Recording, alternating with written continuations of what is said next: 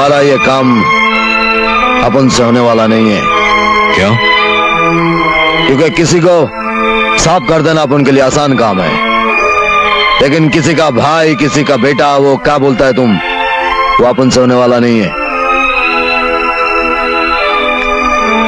एक बात बताओ जज साहब, मुजरिमों के बारे में सोचते सोचते अचानक उन मासूमों का ख्याल कैसे आ गया? हाँ,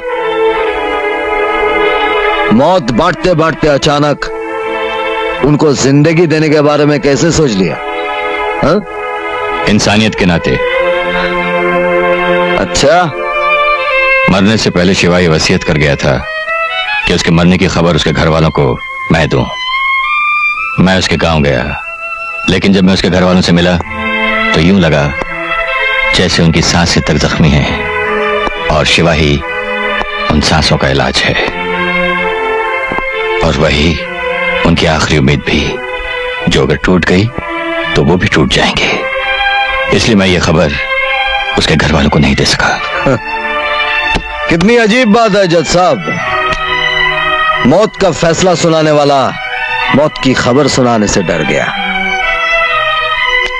कहीं शिवा की मौत वो पाप की गठरी तो नहीं जिसे सर से उतारना आपके लिए मुश्किल हो गया? नहीं, मैंने कोई पाप नहीं किया।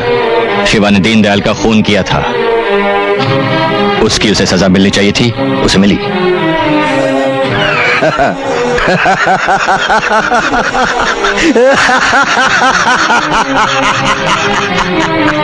तुम हंस क्यों रहे हो? मुझे हंसी तभी आती है जज साहब जब मैं कानून को बहुत मजबूर देखता हूँ।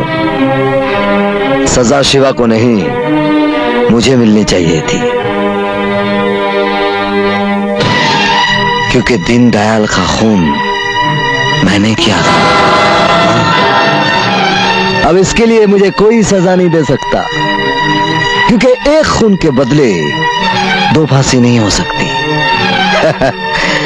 शिवा के लिए फांसी का तख्ता मैंने तैयार किया था और फांसी का फंदा आप बन गए।